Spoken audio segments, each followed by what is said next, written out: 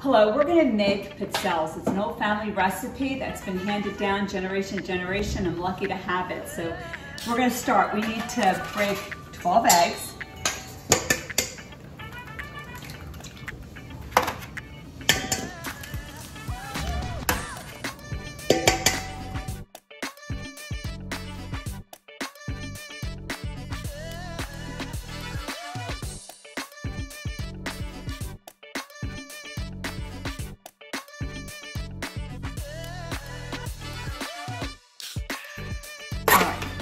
Get rid of that.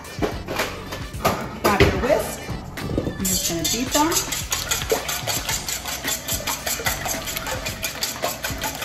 You can bring the camera in closer so you can see. Okay, so after the 12 eggs are beaten, you're going to take 7 ounces of vegetable oil and drop that in. Feel free to use olive oil if you like. They come out really good as well. Okay, 2 sticks of butter melted and cooled. Just drop that right in. And you're just going to continue to beat.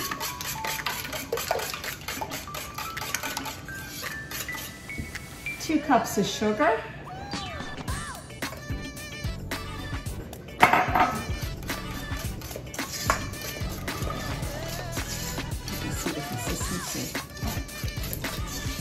All right, now we're gonna add a 1/4 cup of anise extract to the mix.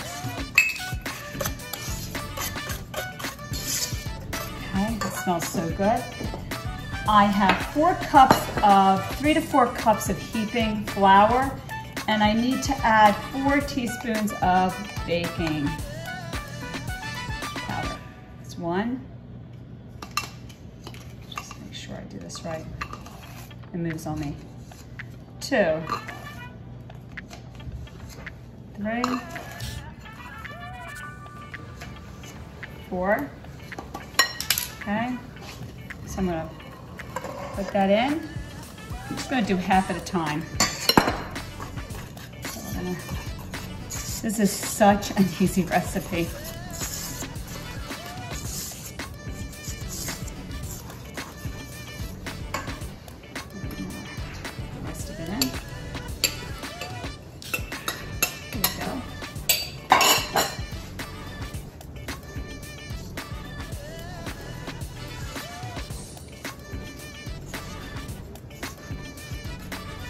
Get really close, you can see. See how it's starting to thicken? So I mix it by hand to a certain point, and then I use an electric mixer to really smooth it out. Okay. I use a hand mixer to mix the rest of it, just to really smooth it out.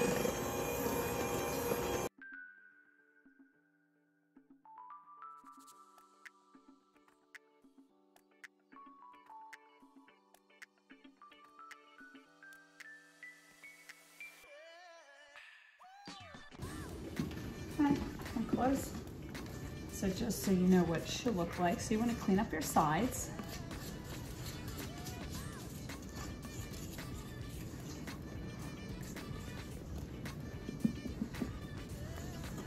Now you can do one of 2 things. If you're in a rush and you don't have time, you can refrigerate this and do it later. This makes a lot. You can do half the batter at one time and save it. It's not going to go bad. I'm going to start from now to make the pizzelles. So what you need to do, stop. Now we're ready to make the pizzelles. So I just spray this one time with pan. Okay. You're gonna throw away the first 2, okay? And then it'll be ready to go. So I use 2 little spoons to move quicker. And you're just gonna put a little bit in the center. Okay.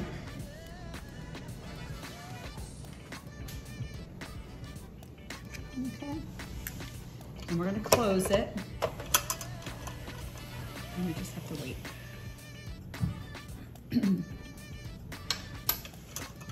I'll just check on this.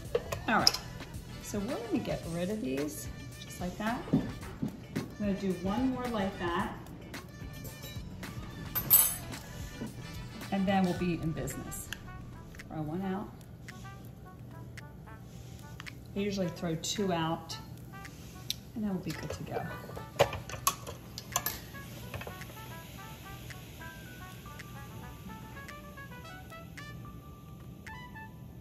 You can open these as many times as you want. It won't ruin the pizzelles. You can reposition them, so you can do a lot of different things. All right, so I grabbed a fork just to get it off. All right, here we go. Okay. Just use 2 spoons just to get a little neater.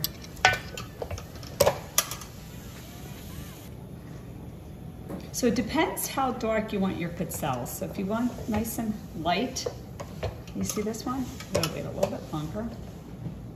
So I want a little bit more on the brownish side. All right, just take them off. You have to lay them flat because you want them, so that way when you pack them.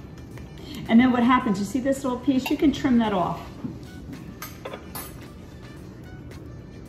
Something different too.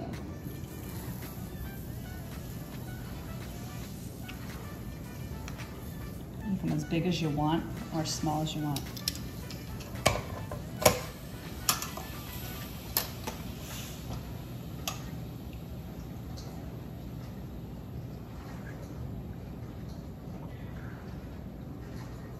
Now there's pizzelle makers that you can do like 4 or 6 at a time.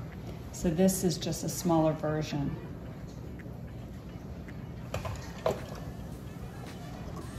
Oops. See what I'm doing? I'm just repositioning it. I want it a little bit darker.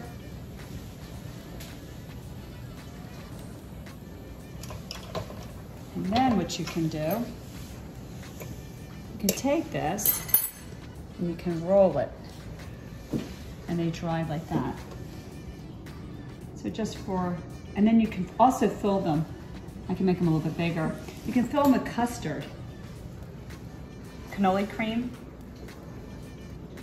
or vanilla chocolate, just custard cream. Just make it a little bit bigger to show you. All right, so all you have to do is, here's my plate of pizzelles. You just have to use a little bit of confectioner sugar. And you can box them up or put them on a plate. And this is what it should look like. Enjoy.